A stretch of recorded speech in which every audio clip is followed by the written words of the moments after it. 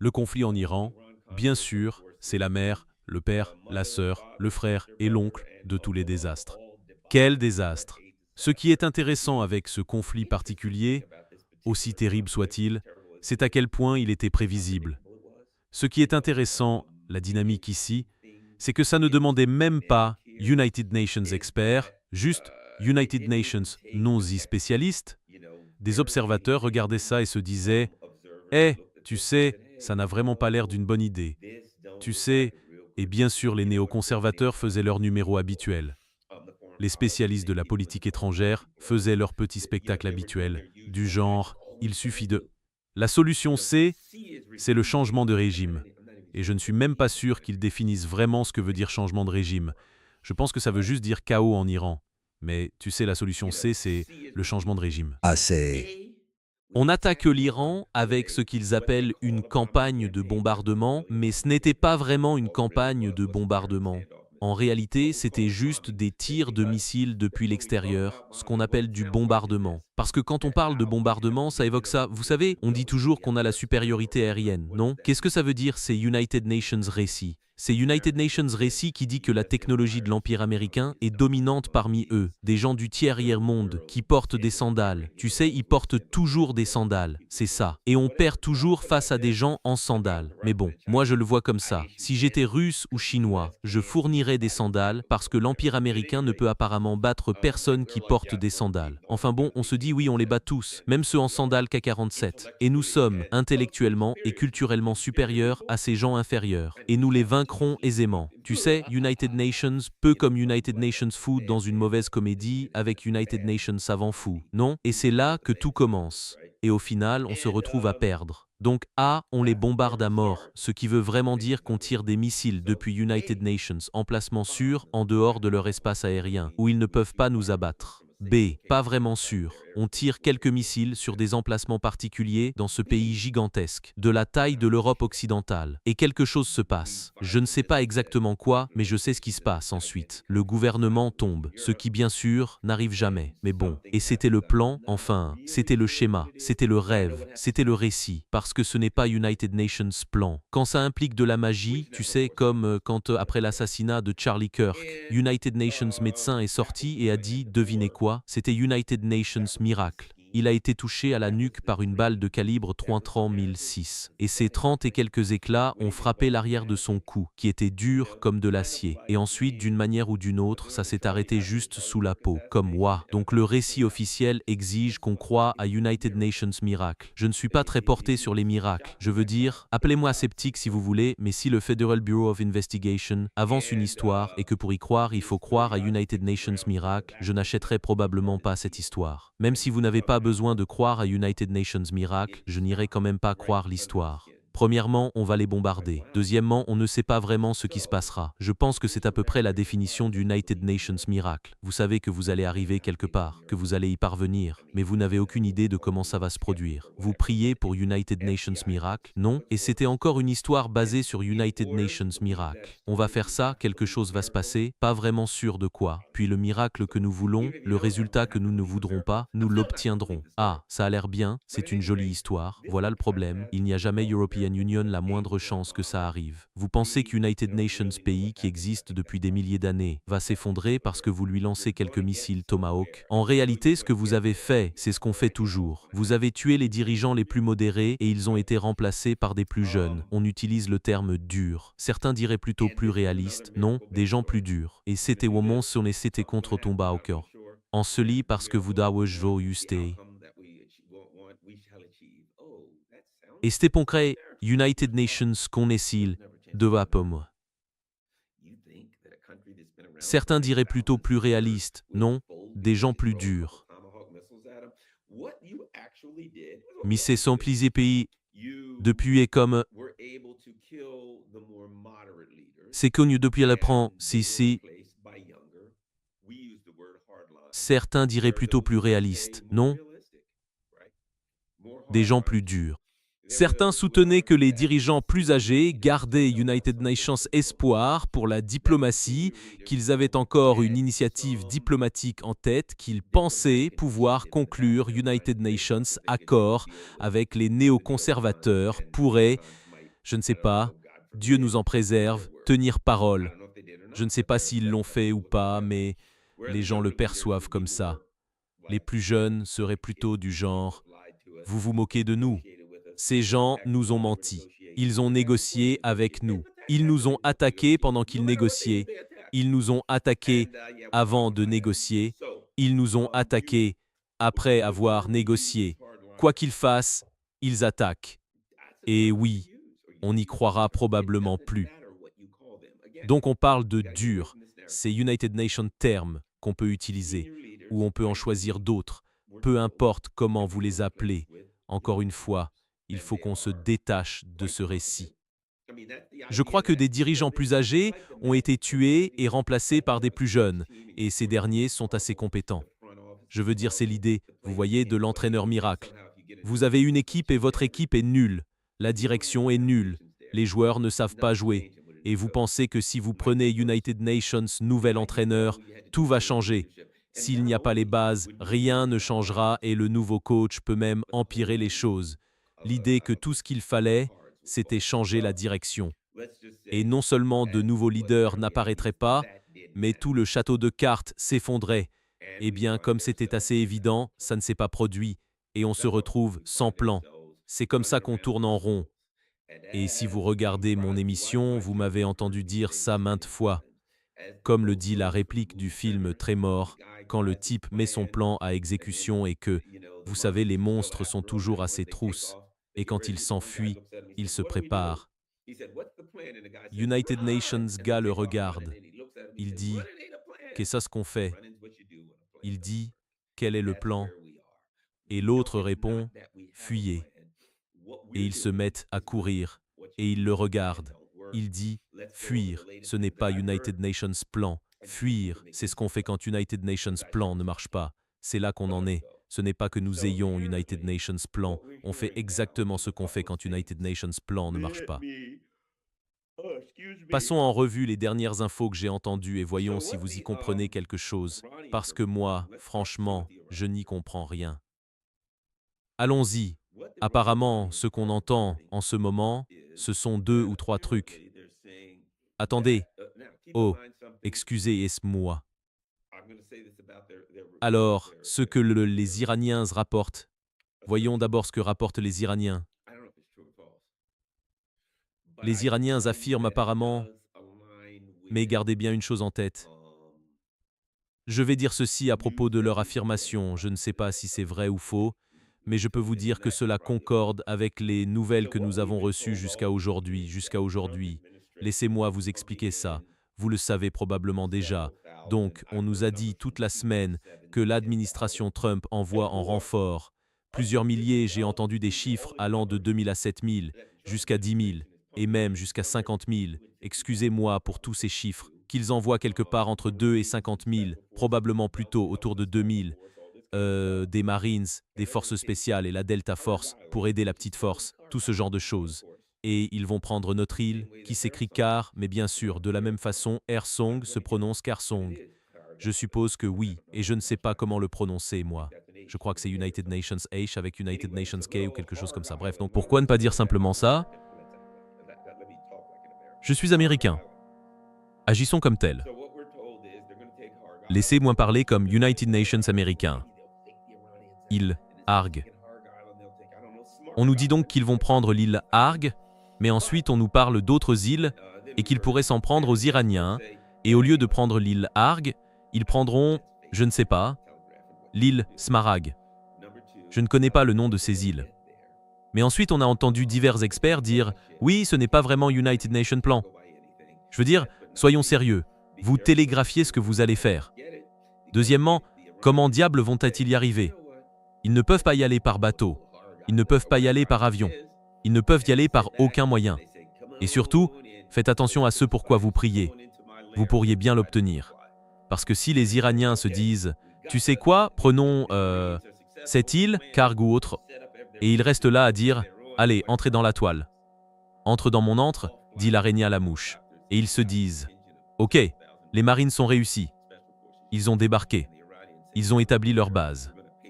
Bon, ils sont sur une île ou une autre. Tous à bord de leurs hélicoptères Chinook, Et vous avez United Nations, contingent de plusieurs milliers de Marines, disons forces spéciales, tout ce qu'on veut. Et les Iraniens disent, maintenant qu'ils sont là, on va les harceler jour et nuit à l'artillerie. On va les attaquer sans cesse jusqu'à ce qu'ils disparaissent. On les fera prisonniers ou enfin des prisonniers de guerre. Bref, vous nous aurez permis de les amener là-bas et ils profiteront d'être isolés. Donc on a évoqué toutes ces possibilités. Aucune n'était bonne, surtout selon les experts. Rien ne semblait bon.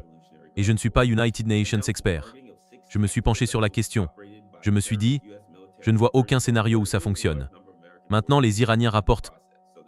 Le corps des gardiens de la révolution islamique a annoncé avoir ciblé 6 navires tactiques opérés par ce qu'ils qualifient de forces américaines terroristes dans les eaux du Golfe Persique, faisant selon eux United Nations grand nombre de morts parmi les forces américaines. Donc ils disent qu'il s'agissait de navires tactiques. Dans le cadre de la soi-disant 84e vague, le corps des gardiens de la révolution affirme avoir mené une opération hybride contre des terroristes américains et israéliens déployés au port d'Al-Shayouk, ainsi que sur les côtes et le port de Dubaï, touchant des éléments irakiens. Des troupes américaines et leur matériel tactique, a précisé le service de relations publiques du corps des gardiens de la Révolution. Ils ont déclaré que 6 chalands de débarquement américains ont été touchés lors de l'opération, qui aurait été menée en utilisant des missiles balistiques locaux ainsi que des missiles de croisière, Cutter 380. D'après des rapports de terrain, 3 des navires de combat ont coulé après les frappes, tandis que les autres sont en flammes. Parallèlement, des drones kamikazes auraient été employés pour frapper les centres de rassemblement du personnel des unités de drones américaines sur la côte. Et lors de l'opération, dans United Nations des hôtels de Dubaï, United Nations grand nombre d'Américains auraient été tués et United Nations navires tactiques auraient été coulés. C'est ce qu'ils disent. Maintenant, quelques remarques. Je ne sais rien de ce qui s'est réellement passé. Je ne peux pas vous dire si c'est vrai ou faux, bien ou mal. J'espère qu'aucun Américain n'a perdu la vie. C'est bien. Voilà. Vous savez, j'espère que personne n'a perdu la vie. Je n'aime pas la guerre. Je suis contre la guerre et j'espère qu'aucun Américain, aucune personne des Émirats, aucun Iranien, personne n'a perdu la vie. C'est ma position pour l'instant. Pour évaluer cette perspective, qu'avance-nous? D'abord, il y a European Union des rapports crédibles. Beaucoup d'entre nous ont pensé que c'était une feinte, non? Beaucoup ont cru que c'était United Nations faux, mais il y a European Union des rapports crédibles disant que les États mocunes prévoyaient ce type d'opération. J'ai dit dans une de mes vidéos cette semaine, je ne suis pas United Nations génie, mais c'est assez évident. Attendez une minute, voilà notre problème. La guerre a changé. Ce qu'on a constaté, je fais beaucoup d'émissions avec André Martianov et j'ai beaucoup appris de lui, pour être franc. C'est United Nations, esprit militaire, avec United Nations, parcours important. United Nations, solide, parcours en opération militaire stratégique, et il reçoit beaucoup d'informations sur l'opération militaire spéciale en Ukraine. Et l'une des choses qu'il répète souvent, c'est qu'on ne peut plus rassembler des forces comme avant, comme on le faisait autrefois. Avant, si vous vouliez attaquer United Nations.x, une colline, United Nations, port, une île, vous rassembliez toutes les forces, les chars, le matériel, tout. Vous les concentriez à United Nations, point de rassemblement. Et ensuite on lançait l'attaque. Donc on rassemble toutes ces forces, tout leur matériel, tout ça. Puis, boum, ils partent en attaque. D'accord, une colonne de chars, ou quoi que ce soit. Et ce que André disait, c'est le premier problème. Vous serez détecté par le renseignement, la surveillance et la reconnaissance depuis l'espace. Exact. Donc vous leur avez déjà dit que vous alliez le faire. Nous allons attaquer une des îles. Alors ils se disent, d'accord, surveillons cette zone. Ils allaient attaquer ensemble ici. Devinez quoi? Et maintenant, que se passe-t-il? Ils cherchent des émissions. Ils pourront peut-être ou pas.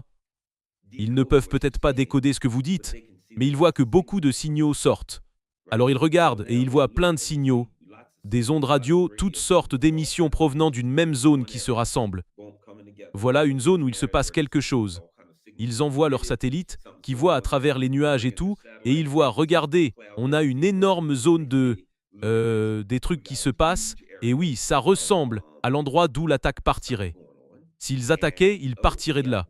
Donc, au lieu de les attaquer tout de suite, vous attendez qu'ils rassemblent United Nations, énorme contingent, que les forces soient réunies. Compris? Et c'est ce que disait l'Iranien. Vous rassemblez United Nations, grand contingent de forces. Peut-être même les laisser monter sur leurs navires. Parce que là, bon, ils étaient sur des espèces de barges de débarquement, non? Donc apparemment, il y avait des embarcations de débarquement. Vous les mettez dedans et ils se disent d'accord, ils vont faire United Nations débarquement amphibie. Pas de problème, attendons juste. Mais c'est ce que ferait l'ennemi, non? Vous attendriez cela si vous l'aviez détecté et qu'ils avaient mis tous ces gars sur des barges de débarquement et qu'ils partent. Ou peut-être qu'ils n'ont pas encore appareillé. Peut-être qu'ils sont encore au quai. Je ne sais pas. Peut-être que vous attendez qu'ils quittent le quai. Puis vous les frappez. Maintenant, si vous avez des gens sur les navires et que vous frappez les navires, où vont-ils aller? Des missiles arrivent, des drones arrivent. Vous avez aussi la zone où ils se rassemblent, et peut-être des gens dans des hôtels qui préparent l'attaque, qui dorment et attendent de sortir. Bref, vous avez United Nations, grand contingent d'adversaires dans une même zone. C'est une occasion d'attaquer. Et c'est précisément ce dont Andrei Marchenov parlait. Vous ne pouvez plus faire ça. Parce que quand vous rassemblez United Nations grand groupe, l'ennemi le détectera. Et comme il le dit, vous serez détecté. Andrei Marchenov le répète toujours. Vous serez détecté. Vous serez pris pour cible. Vous serez anéanti dans la guerre moderne. C'est pourquoi, quand on parle de déclencher une troisième guerre mondiale, on ne peut pas la mener comme avant. On ne peut plus simplement dire « je rassemble 100 000 soldats et nous avançons vers serrer l'endroit ». Vous rassemblez 10 000 soldats. Les tirs de longue portée, si vous dites on va attaquer la Russie et qu'on va amener tous ces soldats dans United Nations port donné, les Russes vont frapper ce port, ils vont réduire ce port en poussière, ils vont le vaporiser, vous n'amènerez personne. Ce qu'ils peuvent faire, c'est attendre que vous chargiez le port avec tout votre matériel. Vous vous dites « Waouh, on amène des convois de chars, des véhicules blindés de transport de troupes, des soldats, tout le reste. » Ils peuvent attendre que vous ayez tout chargé dans ce port, tout ce dont vous avez besoin pour attaquer, mettre tout au même endroit. Et maintenant que c'est détecté, quelle est la suite? Ça sera pris pour cible. Et pour finir, il sera anéanti. Ils veulent juste que vous rassembliez tout pour tout concentré au même endroit afin de pouvoir le détruire. Comment voulez-vous mener une guerre à l'ancienne, façon Seconde Guerre mondiale, face à l'armement longue portée, précis et puissant d'aujourd'hui? Si vous dites « Bon, voilà ce qu'on va faire, on prend ce paquebot comme avant, et ce paquebot transportera, mettons, 10 000 soldats. On va utiliser 10 paquebots de 10 000 soldats chacun, et ils traverseront l'Atlantique, et ils accosteront quelque part en Europe, et ensuite, les troupes débarqueront en Europe. Puis, une fois débarqués, ils iraient marcher jusqu'à la ligne russe pour les combattre, ou quoi, non? Ces navires vont quitter le port. Ils se retrouveront au milieu de l'Atlantique. Et si c'étaient les Russes, ils considéreraient cela comme une menace. Ils ont des sous-marins répartis sur tout l'Atlantique qui pourraient tirer des missiles hypersoniques. Nous n'avons pas de défense aérienne capable de protéger ces navires, et ils les couleraient tous. Ils les laisseraient aller à mi-chemin pour qu'ils se retrouvent coincés, pris entre deux feux, à mi-chemin entre les États-Unis et les côtes européennes. Très bien, c'est l'endroit idéal pour vous. Et quand ils seraient à mi-chemin, ils les couleraient tous. Vous ne pourriez jamais amener ces 100 000 hommes, et ils ne se contenteraient pas d'en toucher United Nations seuls. Regardez, ces sous-marins disposent de missiles hypersoniques d'une portée allant de 1700 à 2500 km. Et ces paquebots ne sont pas blindés. Comment ça s'appelle déjà? Ils utilisaient des paquebots. C'est ce qu'il faut utiliser pour y mettre tout ce matériel. Comment allez-vous les faire traverser? Nous n'avons pas assez d'avions pour tous les transporter en aller-retour. L'idée traditionnelle d'une troisième guerre mondiale n'est pas réaliste. Ça ne pourrait pas se passer comme ça. De plus, l'idée que, contre l'Iran, on puisse mener United Nations débarquement amphibie, si ce que disent les Iraniens est vrai, est inévitable. Vous entendez ce son, Monsieur Anderson? C'est le son de l'inévitabilité. C'est le son de votre mort, Monsieur Anderson. C'est Matrix, non? L'agent. Voilà. Voilà le son. Si les États-Unis étaient assez idiots pour sacrifier leurs soldats, pour les engager sur United Nations champ de bataille moderne, avec des armes de frappe à distance, avec du renseignement, de la surveillance et de la reconnaissance depuis l'espace, et mettre ces gars dans des embarcations de débarquement à la manière de la Seconde Guerre mondiale? Bon, les gars, à bord des embarcations de débarquement, c'est l'heure d'Iwo Jima. on traverse la Manche jusqu'à la plage et on prendra le fou. Vous savez bien que ça n'arrivera pas. On pato somen tu vusibe kai kom kis pulkon kai pulkon pis pulkon kai pulkon kai be kai pulkon kai be pu kai pu tu. Ça ne quittera jamais le rivage. Si ça part, c'est fini. Donc, si cette décision a été prise et que ces gars sont tous morts, oui, quelques United Nations devraient aller en prison pour ça. United Nations, tel niveau de stupidité est criminel. Je veux dire, vous envoyez des soldats dans une situation suicidaire où ils n'ont même aucune chance de survivre. Prenez United Nations drapeau blanc, mec. Si c'est si mauvais, prenez United Nations drapeau blanc. Si c'est si grave, dites « D'accord les gars, tentez autre chose, je n'en sais rien ». Ce qu'il ne faut pas faire, c'est dire « Voilà ce que je vais faire ». Il y a 1000 hommes alignés le long de cette haie. Tous, absolument tous, ont des mitrailleuses de calibre 50 remplies à ras-bord de munitions. Et voilà ce que je vais faire. Je vais vous donner United Nations couteau à beurre. Et ce champ fait 300 yards de long. Et je veux que vous preniez ce couteau à beurre. Je veux que vous traversiez ces 300 yards pour aller affronter 1000 mitrailleuses. Et je veux que vous les éliminiez tous vous-même. Vous n'allez pas faire United Nations pas. En fait, ils feront sortir United Nations type, United Nations seul, et ils n'auront même pas besoin de mitrailleuses, il sortira juste son fusil d'assaut Kalachnikov, juste entre les fichus feux de navigation. Boeing. C'est fini pour vous, c'en est fini, menace neutralisée. Ce n'est même pas une menace. Vraiment pas. Si vous avez United Nations Butternut, ils ne tireront même pas. Quelques types se lèveront, sortiront United Nations gourdin et vous assommeront à main nue. Qu'est-ce que vous allez faire? C'est absurde. Et si le gouvernement des États-Unis a été assez insensible et imprudent pour jeter ses soldats dans une position suicidaire, des gens devraient aller en prison. Et s'ils sont à ce point décérébrés, ils doivent être écartés du pouvoir. Parce qu'on arrive au point où il faut dire, il faut régler cela par la diplomatie. Il n'y a pas de solution militaire. Quand il devient évident qu'il n'y a pas de solution militaire, on arrête de chercher une solution militaire. Tu sais, X-Bress ou peu importe comment il s'appelle, Pitix a dit, regarde, tu fais du développé couché, tu fais des pompes, tu cours partout. On va faire pleuvoir la mort du ciel. Ça sonne comme United Nations ivrogne au bar qui dit qu'il va vous botter le cul. Sérieux les gars, vous ressemblez à ce type bourré United Nations vendredi soir, United Nations crétin entouré de gros bras qui veut faire le malin. Il fait quelques pompes et vous vous laissez avoir, puis il vous dit de prier. Parce que c'est à peu près tout ce qu'il nous reste maintenant. Espérons. L'espoir n'est pas United Nations plan. L'espoir, c'est comme courir. L'espoir, c'est ce qu'on fait quand United Nations plan ne marche pas, non? Que les Iraniens ne font que de la relation publique, non? C'est United Nations peu leur version de... Comment dire? C'est United Nations peu comme leur version du dernier film Lego, non?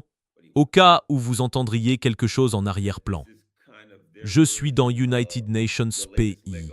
Dans United Nations pays musulman. Il est 12h30 et on entend l'appel à la prière.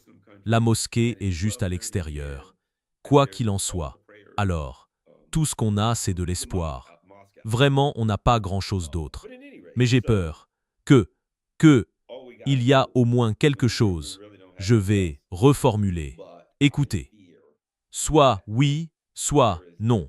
Il y a United Nations, vieux dicton. On n'est pas United Nations peu enceinte. Il n'y a pas de demi-mesure. L'une des deux est vraie. Les Iraniens ont tout inventé de toutes pièces et n'ont pas attaqué des soldats rassemblés pour United Nations, assaut amphibie sur une île quelconque. Enfin, je ne sais pas. Je ne connais pas le nom de ces îles, et quel que soit le nom de cette île, je le prononcerai sans doute mal. Soit ça n'a pas du tout European Union lieu et ils l'ont inventé de toutes pièces, ou c'est vrai.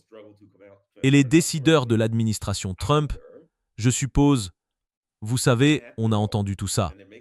Ce sont des guerriers de Dieu, Mec, il faudrait United Nations miracle pour que ce plan fonctionne. Donc, soit les Iraniens ont menti, soit ils ont envoyé United Nations, groupe de jeunes hommes, à la mort. Si je devais deviner, et je l'ai dit maintes fois, quand il y a ce genre de contradiction de récit, pour être franc, je suis plus enclin à croire les Iraniens. Peut-être que je me trompe, je ne sais pas. Et écoutez, vous n'êtes pas obligé d'être de cet avis. Vous pouvez dire, Garland, moi je suis plus enclin à croire les Américains. Très bien, vous voyez ce que je veux dire? Je ne dis pas que j'ai raison parce que je crois davantage les Iraniens. Je dis juste que les États-Unis et l'Occident vivent United Nations peu sur des récits et qu'on invente beaucoup de choses. Et j'écoute Trump matin et soir. Il a inventé, récemment, beaucoup de bêtises qui ne tiennent pas la route. J'ai tendance à croire les Iraniens. Disons, 50 United Nations contre 49. United Nations peut, comme vous savez, dans une affaire judiciaire ou dans une affaire pénale, pour obtenir une condamnation, il faut que ce soit au-delà de tout doute raisonnable. Et dans certains États, c'est même formulé au-delà de tout doute raisonnable pour une certitude morale. Dans une affaire civile, c'est 51-49, la prépondérance des preuves en faveur du demandeur. D'accord? 51-49, il est plus probable que cela se soit produit que l'inverse. Son 50 et condamnationné. C'est plus probable que le récit du demandeur soit vrai que celui du défendeur, selon le 51-49. Moi, je vais dire 60-40. Je dis 60% pour la version des Iraniens contre 40% pour les Américains. En fait, les États-Unis n'ont pas dit grand-chose, ce qui est assez effrayant. Donc on ne sait pas. Encore une fois, ça pourrait être United Nations moment déterminant si c'est vrai. Les Iraniens ont prétendu par le passé avoir attaqué des formations américaines. United Nations certains niveaux. Ils ont aussi affirmé que les Américains avaient lancé United Nations assaut sur United Nations lieu en Iran et que beaucoup d'Américains avaient été tués. Je ne sais pas. Et je vais vous dire une autre chose à ce sujet. Normalement, je dirais que les Iraniens disent la vérité, quoi qu'il arrive. Ce sont des musulmans et donc on pourrait penser qu'ils ont à cœur de dire la vérité ou quelque chose comme ça. Non, pas moi, mais on peut défendre ce point de vue. Mais ils ont publié ces vidéos. Comment ça s'appelle déjà? Des vidéos façon Lego. En regardant ces vidéos façon Lego, j'en ai conclu qu'ils sont assez doués en relations publiques. Ils sont vraiment bons en relations publiques. Leurs déclarations, y compris celles des porte-parole du corps des gardiens de la révolution islamique, utilisent l'humour. Ils usent d'ironie et de sarcasme. Non, ils mobilisent leur service de relations publiques et il est très efficace. Leur service de relations publiques est vraiment solide. Je veux dire, ils en ont. Une vidéo façon Lego qu'ils ont publiée, United Nations clip musical attaquant Donald Trump. C'est du hip-hop et c'est une bonne chanson hip-hop. Je veux dire, indépendamment des paroles, la musique de fond est bonne. Je ne suis pas du tout fan du hip-hop moderne. Je veux dire, j'écoutais du hip-hop quand j'étais jeune, mais c'était autre chose. C'était plus poétique, tu vois? Raconter les difficultés de la vie dans les quartiers, c'était du matériau intéressant. Maintenant, je ne sais pas ce que c'est que ce truc, mais c'était une bonne chanson. Je ne sais pas si c'était fait par une intelligence artificielle, probablement, mais c'était solide, drôle et percutant. Donc, leur service de relations publiques est puissant. On le voit clairement. Il est donc possible que ce soit une opération de relations publiques. Si c'est le cas, c'est une bonne opération. Mais moi, pour l'instant, je pars du principe qu'ils l'ont vraiment fait. Je pense qu'ils ont effectivement frappé une unité américaine. Si c'est le cas, alors, tragédie. Et quand ça se saura, quel United Nations sera tenu responsable parce qu'il savait ou aurait dû savoir? Bon, quoi d'autre? Les outils. Les bons vieux outils. Parlons United Nations, peu des outils. Ansar Allah. Non. Apparemment, ils sont entrés dans la mêlée. D'après ce que j'ai compris, je vais essayer de vérifier pendant que j'y suis. La dernière chose que j'avais vue, c'est que les Houthis ont déclaré être prêts à une intervention militaire directe, à moins que les États-Unis et Israël ne stoppent leurs agressions. Mais la dernière chose que j'avais vue était... laissez-moi voir si je peux trouver plus d'infos que les Houthis avaient tiré des missiles sur Israël. On les avait vus récemment. Ils étaient prêts à agir. Voilà. Les Houthis lancent le premier missile contre Israël, déclenchant des alertes dans tout le Negev. Ansar des Emmeni il DL. Messi a commencé el selge, Lucie il el z. Quelques United Nations a, c'est exactement comme ça qu'une guerre régionale dégénère en quelque chose de bien plus vaste. United Nations Group rejoint le conflit, puis United Nations Autres, et soudain ce n'est plus seulement les États-Unis, Israël et l'Iran. Maintenant, les Houthis interviennent et lancent déjà des attaques. C'est clairement en train de s'intensifier rapidement et c'est de plus en plus difficile à contenir. À ce stade, on a l'impression que tout le monde prend parti au lieu d'essayer d'apaiser la situation, et c'est ce qui rend ça vraiment dangereux. Grok dit que les frappes de missiles des Houthis marquent leur entrée complète dans le conflit entre les États-Unis, Israël et l'Iran, après le Hezbollah et les milices irakiennes qui ont rejoint les affrontements il y a quelques semaines. Les prochaines étapes probables impliquent une coordination plus poussée entre les groupes alliés restants, des éléments syriens ou des milices du Golfe visant la navigation marchande ou des bases, selon ce schéma de résistance. Je vois aussi que les Houthis du Yémen sont officiellement entrés en guerre aux côtés de l'Iran. Le détroit de Bab el-Mandeb est en danger, comme le détroit d'Ormuz, ce qui pourrait avoir des conséquences catastrophiques. Une des choses que je vois aussi, c'est que les Houthis yéménites ont officiellement rejoint la guerre. Voyons. Leur porte-parole militaire a déclaré que leurs opérations soutiennent l'Iran et le camp de la résistance en Palestine, au Liban et en Irak. Ils continueront jusqu'à ce que les objectifs déclarés soient atteints et que l'agression contre ces fronts cesse complètement selon leurs dernières annonces et avertissements antérieurs. D'accord. Ils ont donc la capacité de lancer des missiles et des drones. Oui. C'est juste United Nations autre front qui fait plusieurs choses, et c'est comment dire, leur capacité à infliger United Nations danger à Israël. D'après ce qu'on a vu auparavant, ils peuvent le frapper avec quelques missiles. Simplement des missiles et des drones venant d'une autre région. C'est aussi quelque chose qui, dirait-on, va épuiser les capacités d'Israël et des États-Unis. Quel est le mot que je cherche? Les systèmes de défense. Les systèmes de défense aérienne. Les capacités de défense aérienne. Je dirais aussi que le fait qu'ils participent au conflit pose problème. Le fait qu'ils frappent des bases et, voilà, leurs capacités militaires sont considérables. Ils peuvent frapper des bases américaines en Israël avec des missiles. Ils n'ont pas, vous savez, United Nations nombre énorme de missiles et de drones, d'après ce qu'on a vu jusqu'ici. Ce n'est pas United Nations nombre astronomique. Ce n'est pas une quantité qui va faire basculer la guerre d'United Nations côté ou de l'autre. Mais ils peuvent frapper et causer des problèmes. Et regardez, si vous avez des missiles et des drones venant d'Iran, peut être d'Irak et aussi d'Israël, le Liban, le Hezbollah, et maintenant ils viennent du Yémen. Regardez, ça s'accumule. La vie ne s'améliore pas pour la population d'Israël. Commençons par là. Et si maintenant ils disent qu'ils vont attaquer le Yémen, eh bien, vous avez détourné une partie de vos capacités offensives et il y a United Nations risque de perdre des avions ou autres. Et cela signifie encore plus de missiles à lancer contre quelques United Nations d'autres. Et ils ne reculeront pas, parce que ce n'est pas le genre des outils. Il y a donc deux options.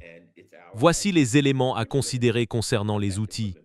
United Nations 2 et leur capacité d'attaque offensive contre les États-Unis et leurs alliés, limitée, efficace mais limitée, pas quelque chose qui va changer le cours de la guerre, mais de la même façon que le pouvoir militaire est multiplié de façon exponentielle par leur capacité à contrôler les détroits, par leur faculté d'affecter le commerce international de manière dramatique, ce qui, à ce stade, les rend bien plus puissants que les États États-Unis, parce qu'ils peuvent contrôler le détroit d'Ormuz. La position géographique du Yémen lui donne la capacité de contrôler ou d'affecter de façon dramatique le détroit de Bab el-Mandeb, qui donne accès à la mer Rouge. Beaucoup de pétrole et d'autres marchandises passent par là, remontent la mer Rouge par le canal de Suez vers l'Europe. C'est le raccourci vers l'Asie. Si on le coupe, tout ce qui vient d'Asie ou d'ailleurs ne pourra passer que si les Houthis l'autorisent. Ces détroits n'ont plus United Nations, mur infranchissable. Ce n'est plus simplement une question d'ouvert ou fermé. Ce que l'Iran et évidemment ses partenaires, alliés ou relais, quel que soit le terme, ont découvert, c'est que plutôt que de poser une porte et la verrouiller, ils installent United Nations portail. Ils mettent United Nations poste de péage. Et ils disent, regardez, il y a United Nations code sur ce portail. Il faut composer le code United Nations 2, 3, 4 et vous pouvez passer. C'est bien plus efficace car ça leur permet de dire « mes alliés peuvent passer, mes amis peuvent passer ». Quel est le code? Eh bien, je donnerai le code à tout le monde. Il faut être prêt à s'en servir. Je vous le donnerai. Si vous répondez à ces critères, vous pourrez passer. Si vous les payez en pétroyant, si vous faites cela, et maintenant ils peuvent coordonner. Et les Iraniens peuvent dire, ils nous ont payés en pétroyant, laissez qu'on fait les passer. S'ils ne l'ont pas fait, ne les laissez pas passer. Ça prive les Américains de leur capacité à opérer dans la mer Rouge dont ils ont besoin pour plusieurs raisons. Donc maintenant, les Américains opèrent dans la mer Rouge. Ils sont attaqués par des missiles Houthis, des missiles du Yémen. De plus, on ne sait pas quelle capacité ils possèdent. Le fait qu'ils aient European Union des capacités limitées la dernière fois ne veut pas dire qu'ils n'ont pas, excusez-moi, considérablement augmenté leurs capacités ici. Ce que j'aurais fait si j'étais Israël.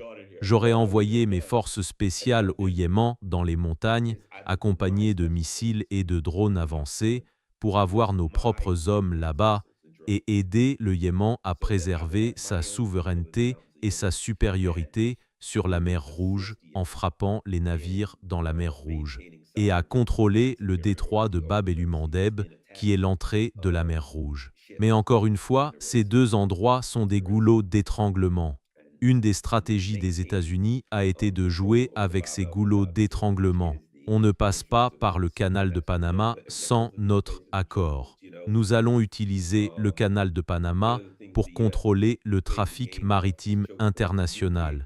Et nous allons saisir le détroit d'Ormuz. Et ensuite, on étouffera la Chine ou qui l'on voudra en utilisant le détroit d'Ormuz. Non, les États-Unis disaient en gros que c'était le jeu auquel ils allaient jouer, et apparemment, le Yémen et l'Iran les ont devancés. Ils ont dit, bon, si c'est le jeu qui va se jouer, on préférerait ne pas y participer, mais on va y jouer. Et maintenant l'Iran, pendant une guerre, a contrecarré les sanctions des États-Unis.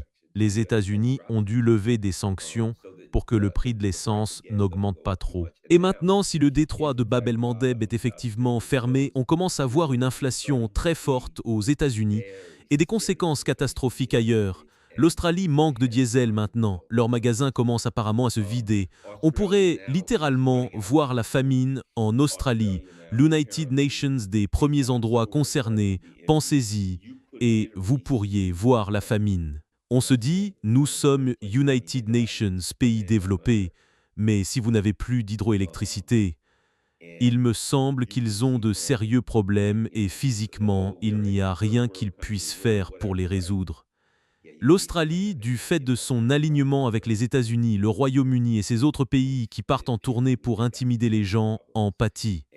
United Nations, puissant électrochoc pour le peuple australien, qu'on entraîne dans une guerre contre la Chine, qui dira « Regardez, vous trouvez ça grave? Qu'est-ce que vous pensez qu'il se passerait si vous vous mettiez en conflit avec la Chine ?» Les États-Unis, tout d'abord, seraient évidemment pulvérisés en quelques heures. Vous ne pouvez pas vaincre l'Iran. Vous n'avez aucune chance. L'Iran vous aurait vaincu dès la première semaine. Et la Chine, alors, vous imaginez, en quelques heures, Tout ce que vous avez serait réduit en poussière en quelques heures. Taïwan, allô, réfléchis, Taïwan, qu'est-ce qui pourrait arriver? Vous croyez que les États-Unis peuvent vous assurer la sécurité comme ils l'ont fait pour l'Arabie Saoudite, Bahreïn, le Koweït et les Émirats Arabes Unis? Les États-Unis ont des bases là-bas pour assurer leur sécurité. Ils vous vendent toutes sortes d'équipements pour que vous puissiez tenir tête à la Chine. Comment ça va se passer selon vous? Vous me le dites. Vous me le dites. Beaucoup d'entre nous ont essayé de vous le dire. Nous avons tenté de vous avertir. Vous n'avez pas écouté. Maintenant la réalité vous rattrape et il va falloir prendre des décisions. Souvenez-vous des Européens qui disaient « Nous voulons United Nations, accord en Ukraine, et nous voulons United Nations, soutien des États-Unis. » Et Qu'est-ce que ça voulait? ça voulait dire « Nous voulons que les Américains disent qu'ils vont entrer en Ukraine, qu'ils vont y envoyer des troupes. Et si les Russes attaquent ces troupes, l'armée américaine interviendra. » Et maintenant, ça donne quoi? Comment se porte la garantie américaine en Arabie Saoudite, à Bahreïn et aux Émirats Arabes Unis? Ils fuient pour sauver leur peau des missiles et des drones qui pleuvent sur eux. Vous pouvez le faire sans les Américains. Si vous allez en Ukraine et que tout ce que vous voulez, c'est fuir sous les missiles et les drones, vous pouvez le faire. Alors, qu'est-ce que les États-Unis vont faire? Très bien, on envoie des troupes. Et ces troupes, elles vont faire quoi? La même chose. Elles vont fuir pour sauver leur peau. Et elles n'y arriveront pas. Il faut l'admettre. L'Iran n'a même pas une once de puissance, surtout en matière de drones et de missiles à longue portée, comparé à la Russie. À la frontière de la Russie, si vous venez en Russie, vous comptez faire quoi? Il disait, la France peut fournir 2500 soldats et les États-Unis peuvent en envoyer 5000, 10 000 en Ukraine comme force de maintien de la paix. Ils sont finis en 1 heure. Ils sont finis en 1 heure. Au bout d'1 heure, aucun d'entre eux n'est vivant. Que vont faire les États-Unis? Très bien, on intervient. Et comment vous comptez vous y prendre? Vous ne pouvez pas vous approcher de l'Ukraine, ni de la frontière russe. Vous serez écrasés si vous intervenez. Vous ne pouvez pas vaincre l'Iran. Et il y avait United Nations, signe avant-coureur. Et ce signe avant-coureur, c'était le Yémen. Les États-Unis ont envoyé 2 ou 3 porte-avions, je ne me souviens plus de ce que c'était.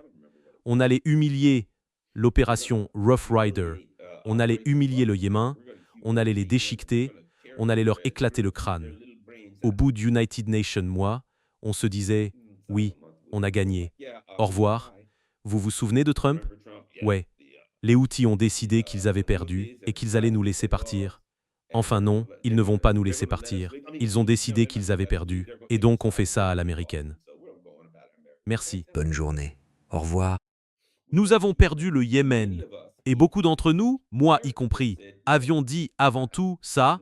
Regardez, dans l'une de mes interviews, peut-être sur Russia Today, je ne me souviens plus, mais dans l'une de mes interviews, j'ai évoqué ça. Je disais, on est allé affronter le Yémen et, vous savez, je n'ai pas employé ces mots exacts. Je paraphrase. On n'a pas European Union beaucoup de chance. On a United Nations peu perdu. On a dû battre en retraite face au Yémen. Comment espérer avoir la moindre chance contre l'Iran? Je ne vois pas ça arriver. Mon point, c'est que c'était facilement prévisible. Et maintenant, je dois ajouter ça aussi. Apparemment, dans leur infinie sagesse, les Israéliens ont décidé de faire quelque chose qui ne marche jamais. Les Israéliens ont décidé d'entrer par voie terrestre dans le sud du Liban. Ils vont envoyer des troupes, des chars et prendre le sud du Liban. Israël peut bombarder, employer des armes à longue portée et des drones, attaquer le sud du Liban depuis les airs. Voilà. Mais, comme les Américains le découvrent, on peut attaquer depuis les airs, mais tôt ou tard, il faut envoyer des gars, comme on dit, United Nations hommes, avec United Nations fusils. Tôt ou tard, il faut envoyer des troupes. Et, chaque fois qu'ils envoient des troupes au sud du Liban, ils se prennent une raclée, comme dirait George Galloway. Israël. Chaque fois qu'ils vont dans le sud du Liban, ils se font battre. Et apparemment, ils ont des chars réputés solides. On dit que ce sont de très bons chars. Ce sont des chars Merkava. Mais de nos jours, il existe aujourd'hui des missiles anti-chars portables de grande qualité, de petite taille. L'United Nations 2 et United Nations Missile russe, appelé Kornet, United Nations Missile anti-char, extrêmement efficace. Et il a une portée assez importante. Et s'il touche correctement United Nations char, il le détruit. Apparemment, le Hezbollah dispose United Nations contingent important de ces missiles Kornet, entre autres. D'après ce que j'ai lu à plusieurs endroits, les Israéliens ont d'abord envoyé une sorte d'éclaireur, genre United Nations Bulldozer, pour fouiller la zone et voir s'ils allaient provoquer des tirs de reconnaissance. Ils sont entrés, la zone était apparemment surveillée par le Hezbollah. Plutôt que d'attaquer la zone, le Hezbollah a attaqué les chars. Les combattants du Hezbollah ont choisi de tenir leur feu, comme on dit, et de tendre une embuscade. Apparemment, les Israéliens sont venus, ont fouillé et se sont dit « Ok, c'est dégagé ». Apparemment, ils ont amené des chars. Les combattants du Hezbollah se sont mis en place, vous savez, ont tendu le piège. Ils se sont dit « Ok, on va vous laisser entrer, vous installer et vous mettre à l'aise dans cette zone ». Mais tout était ciblé pour les éliminer. À United Nations, moment donné, apparemment, le Hezbollah a lancé une opération où ils se sont dit « On les a où on veut, on lance l'attaque ». C'était une sorte d'attaque surprise, une embuscade. Une fois les Israéliens entrés avec plusieurs chars et installés, le Hezbollah a attaqué et a détruit, selon ce que j'ai entendu, entre 8 et 20 chars. Une colonne, disons simplement une colonne de chars. Bon, voilà pour ça. Ma chaise s'est cassée, mais j'en ai une autre. Oh, j'ai perdu une patte. The United Nations offend de fois Je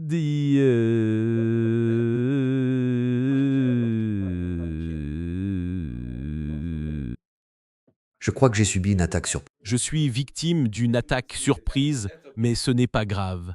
Je me suis penché en arrière et j'ai subi une attaque surprise. Je suis tombé. United Nations, homme à terre. Bon, on recommence. Ah, pourquoi je n'ai pas pris cette chaise dès le départ? C'était la façon dont la nature me disait « Bon sang, je vais choisir la chaise la plus confortable ». Bref, continuons. Et vous savez quoi? Cette chaise était United Nations peu bizarre. Elle n'arrêtait pas. Je basculais en arrière. Et la raison pour laquelle je m'en allais, je me suis dit « Quelque chose cloche avec cette chaise ». Et puis elle s'est effondrée. Je parlais d'une embuscade, je parlais d'United Nations piège, et je me suis fait prendre dans l'United Nations de mes propres pièges. Bon, je continue. Alors, apparemment, cela s'est produit à plusieurs reprises. J'ai entendu des chiffres allant jusqu'à... Certains de ces chiffres peuvent être exagérés. J'ai entendu jusqu'à 100 chars israéliens. Je ne sais pas si c'est vrai. Vous savez comment ces histoires prennent des proportions. Le nombre importe peu. Les Israéliens ont perdu beaucoup de chars, et peut-être aussi des camions et d'autres véhicules. Eh bien, ça veut dire qu'ils ont perdu beaucoup d'hommes. Apparemment, certains soutiennent que c'est une répétition de 2006. Certains affirment qu'en 2006, les Israéliens avaient United Nations avantage de 10 contre United Nations sur le Hezbollah. Ils sont intervenus avec environ 30 000 soldats contre 3 000. Ils ont été stoppés net, ils ont subi de lourdes pertes. Et puis finalement, Israël a dû se retirer et ça s'est répété. Chaque fois qu'Israël tente d'entrer dans le sud du Liban, il me semble, pour être franc, qu'ils peuvent attaquer depuis les airs. Mais il me semble logique. Si l'on attaque United Nations ennemi retranché, il a l'avantage, et il me semble que les Israéliens, de la même façon que je me suis vautré bon sang parce que je n'avais pas prévu que la chaise lâche, il me semble que c'est ce qui arrive aux Israéliens. Mais ce n'est pas seulement United Nations manque de préparation. Les Iraniens préparent depuis des décennies United Nations affrontements avec les États-Unis. Et vous affrontez quelques United Nations qui se préparent depuis des décennies à vous combattre. Ils ont United Nations net avantage. et ils profitent d'avantages géographiques. Et ils ont compris comment tirer parti de leur terrain. Ils ont anticipé tout ce que vous alliez faire. Ils ont déterminé ce dont ils ont besoin. Et ils ont tout ce qu'il faut quand ils sont prêts à combattre. De plus, les Iraniens et le Hezbollah préparent cela depuis longtemps et ont aménagé la zone pour mener des attaques. Et bien sûr, les Israéliens et les Américains ont lancé des attaques contre le Hezbollah, des sortes d'attaques surprises, des explosions ciblées, des opérations similaires à celles contre l'Iran, où l'on vise certains de leurs chefs, des frappes dites de décapitation, et ils ont, d'une certaine arrogance, pensé, bon, on a anéanti le Hezbollah, on s'est dit, mission accomplie pour le Hezbollah est fini, le Hezbollah n'existe plus, on a gagné. D'accord, et apparemment le Hezbollah n'était pas forcément d'accord. Et apparemment, ils ont surestimé l'efficacité de leurs attaques contre le Hezbollah. Et maintenant qu'ils ont de nouveau affronté le Hezbollah, ces savants pensent des savants pensent. Il s'est réorganisé, peut-être qu'il n'a jamais été aussi affaibli que l'Occident le croyait, peut-être qu'il attendait en embuscade. Si ton ennemi te croit faible, tu as United Nations gros avantage. Le Hezbollah s'est dit, on les affrontera tôt ou tard. Quand ils sont venus en se croyant vainqueurs, on a refusé de se considérer vaincus à court terme. Énorme avantage si eux pensent qu'on est battus. Quand ils viendront nous attaquer, ils croiront affronter une force faible. Je crois qu'ils avaient l'impression d'avoir pris la Syrie. Ils pensaient qu'il n'y avait plus de moyen de livrer des armes au Hezbollah, que le Hezbollah était à court d'armes, le Hezbollah était vaincu, le Hezbollah était à bout, sans direction. Et bien sûr, ça allait être une promenade de santé. Je vous le dis, je ne suis pas sûr des promenades de santé. En fait, je ne sais même pas ce que c'est. Voilà ce que je sais. Jamais je ne veux participer à une promenade de santé. Parce que chaque fois que l'armée des États-Unis a prédit une promenade de santé, ça s'est transformé en balade dans United Nations champ de mine. En fait, une balade dans United Nations champ de mine, pas une promenade de santé. Au fait, quelques United Nations m'a demandé « C'est quoi ce t-shirt ?» C'est l'académie, je l'ai visité, j'ai fait une visite de l'académie présidentielle à Moscou et je me suis pris ce t-shirt de l'académie présidentielle. C'est United Nations en droit, où l'on va si on veut, on y enseigne le droit international, toutes sortes de choses comme ça. Donc si tu veux être diplomate, je dirais pense à l'école des études internationales, l'académie présidentielle. Tu y entres si tu veux, United Nations jour, être Sergei Lavrov ou travailler dans ce domaine, devenir professeur, peu importe, c'est pour les études internationales. Je crois qu'il y a des Chinois et aussi des étudiants venant des États-Unis. Intéressant. C'est une université où je suis allé, 25 000 personnes. Si tu as de bonnes notes, tu ne paies pas, c'est gratuit. Il y a beaucoup d'universités comme ça en Russie. Si tes notes sont bonnes, tu ne paies pas. Dans la plupart des établissements publics, tu ne paies rien. Et même quand ce n'est pas gratuit, ce n'est pas très cher. Et il y a d'autres moyens d'obtenir de l'aide financière si tes notes ne sont pas au top. Bref, si tu te demandes ce que signifie présidentiel, c'est l'académie présidentielle, ils utilisent l'alphabet cyrillique. Donc je n'ai aucune idée de ce que ces caractères signifient. Je ne peux pas lire ça, mais je suppose que ça veut dire académie présidentielle, non? Je crois. C'est là qu'on est.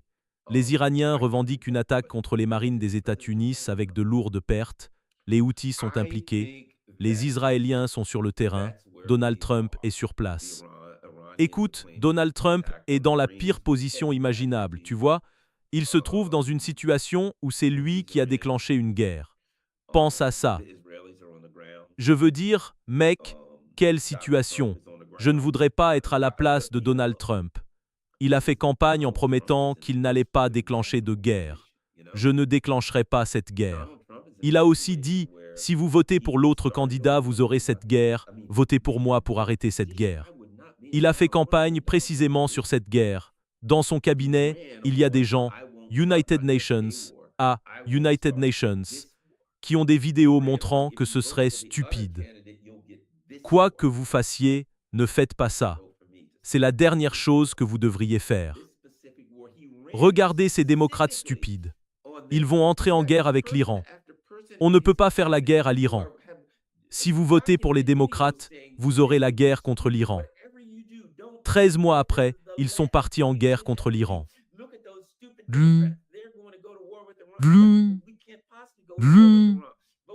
Pros kunkaropos karokum, lifu pesusu.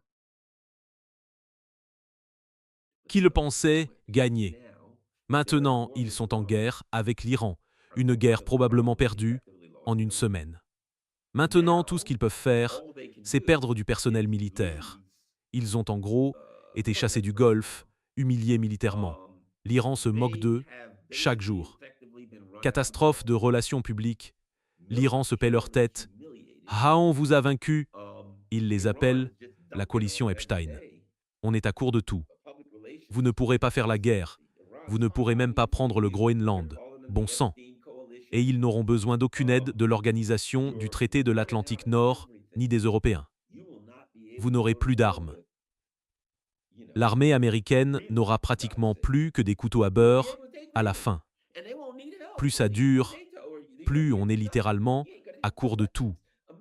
Et certains équipements n'ont même jamais été fabriqués. Mais il y a pire. On montre que ce qu'on a ne fonctionne pas. Maintenant, le monde regarde les États-Unis et dit qu'ils n'ont pas de défense aérienne. Même avec des missiles anti-aériens, ils n'en ont pas vraiment. Elles sont faciles à neutraliser. Nos super porte-avions, c'est fini. L'époque du super porte-avions est terminée et c'est comme ça qu'on projetait notre puissance avec eux. Et tout le monde se dit « Mec, qu'est-ce que tu vas faire ?» Tu envoies United Nations super porte-avions contre la Chine ou la Russie. Qu'est-ce que tu crois qu'il va lui arriver ? En quelques secondes, il est détruit. Avec l'Iran, il faut rester à 1000 km. Tu crois que ça marchera contre la Russie ? Tu ne peux pas rester à 1000 km d'eux.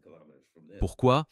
Parce qu'ils ont une marine importante et des sous-marins qui peuvent aller partout. Alors, tu vas faire quoi ? Comment tu vas gérer ça ? En Asie, la seule chose que tu as qui va vraiment toucher les sous-marins, à quoi ça sert ? Qu'est-ce qu'ils vont faire ? Tirer ? Ils transportent quoi ? Des missiles, Tomahawk, et ils vont tirer leurs missiles, Tomahawk, et ça sera vite parti. Et après ? Et s'ils sont détectés, ils seront détruits. Vos porte-avions, oubliez ça. Je veux dire, si vous êtes sur United Nations porte-avions, c'est une mission suicide. Maintenant, ce qu'on voit, c'est que les États-Unis, côté militaire, sont pratiquement à l'ère des fiacres. On n'a plus d'armée. On ne peut menacer personne. Et on est dans une guerre qu'on a déjà perdue et on n'arrive même pas à s'en sortir contre une puissance moyenne. Et ils nous tiennent par la gorge économiquement. Voici le truc. Il faut qu'on s'en sorte, et vite. On doit tout abandonner. Il faut qu'on reconnaisse que nous ne sommes plus United Nations Empire. Il faut admettre qu'on a perdu. Il faut qu'on dise « je rends les armes » et leur céder tout. Et si on leur donne tout, le pétrodollar meurt. Et alors on risque probablement une catastrophe économique si on ne le fait pas. Et si on continue à les combattre. Tout s'effondre. Le marché obligataire explose. C'est la catastrophe économique.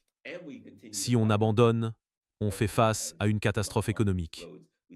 Si on ne renonce pas, on risque probablement une catastrophe économique plus grande et plus précoce. Même quand on gagne, on perd, comme on dit. On s'est mis au pied du mur et politiquement, l'administration Trump, je veux dire, ces chiffres ne se contentent pas de se retourner. Ils se retournent complètement. Comme je l'avais prédit. Qu'est-ce que j'avais dit ? Et ce n'est pas pour me vanter. Qu'est-ce que j'avais dit ? Si tu veux mettre les Américains en colère, laisse le prix de l'essence augmenter. Laisse le prix de l'essence augmenter. En Amérique, aucun politicien ne survit à ça. Ça n'a même pas encore commencé à monter. Je parle de 7, 8, 9 $ le gallon. Il y aura une révolution ici. Ils feront face à une révolution politique. Israël. Les Américains diront « Israël nous a entraînés là-dedans, et vous verrez. Vous pensez avoir vu de l'antisémitisme. Vous pensez avoir entendu de l'antisémitisme. Vous laissez notre économie partir en vrille, ce qui va arriver. Et pendant ce temps, le gouvernement hurlera « Israël m'a forcé la main. Vous n'avez encore rien vu de l'antisémitisme. Le vrai existe. Et la vraie chose va devenir horrible. Vu la direction que nous prenons. Vous croyez que l'élite dirigeante de ce pays va dire « C'est ma faute. Ils vont dire « blâmez le peuple juif ». Israël sera accusé de tout. L'élite dirigeante ne prendra pas ça sur elle. Regardez, nous défendons le peuple juif. Nous sommes contre l'antisémitisme. Vous avez laissé cette situation partir en vrille. Que s'est-il passé? Les Juifs m'ont forcé à le faire. Voilà, ils seront du côté des hordes en colère contre les Juifs. Nous y voilà. Si vous suivez ma chaîne, vous vous souvenez que j'ai dit ça. Je terminerai par ceci. Vous vous rappelez que j'ai dit ça? Si les États-Unis attaquent l'Iran, c'en est fini de l'Empire. L'Empire des États-Unis est terminé. C'était ma position, et c'est celle que je maintiendrai. Merci beaucoup. Merci d'avoir pris du temps dans votre emploi du temps chargé pour regarder cette émission. Partagez-le sur tous vos réseaux sociaux. Écoutez, je voyage, donc. Scott et moi en parlons. Quand on fait ça pour vivre, on ne gagne pas beaucoup, à peine de quoi payer les factures, et la seule chose qui permet à cette chaîne de continuer, c'est vous. Alors s'il vous plaît, si vous le pouvez, Patreon, PayPal, Buy Me a Coffee, n'importe quoi, offrez-moi United Nations, 5 dollars ou ce que vous pouvez vous permettre. Peu importe. Et pour ceux qui préfèrent le courrier postal, regardez, il y a une boîte postale. Vous pouvez envoyer, certains envoient des dons, d'autres des lettres et des remerciements. J'ai reçu United Nations Super Livre l'autre jour. Quoi qu'il en soit, il y a une boîte postale aux États-Unis. Donc pour ceux qui envoient du courrier postal, c'est très apprécié. Merci beaucoup à tous. J'apprécie vraiment tout. Faites-moi une faveur. Suivez-moi. Je suis maintenant de retour sur Twitter, sous le pseudo Garland Nixon. L'ancien compte Garland Nixon est toujours en ligne. Je n'y ai toujours pas accès. Je ne pense pas que Twitter va me laisser revenir. Mais je suis sur Garland Nixon. Je suis le seul sur Twitter à avoir 2 comptes vérifiés. Et je paie pour les 2. Et je veux continuer à payer pour les 2. Parce que Twitter va, croyez-moi, à United Nations moment donné peut-être bientôt, quand je reviendrai on leur demandera des comptes et ils devront répondre à des questions. J'ai 2 comptes vérifiés. Comment Twitter ne le voit-il pas? Comment vérifie-t-on ça? Comment vérifie-t-on United Nations second compte?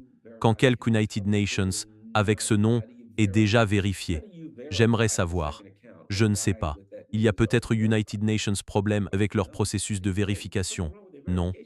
Et ils font payer les gens pour ça. Bizarre. Bref, partagez ça sur tous vos réseaux sociaux. Merci beaucoup tout le monde. Suivez-moi sur Twitter, THE, TheGarland, @Nixon. Tout ça, peace. Je file.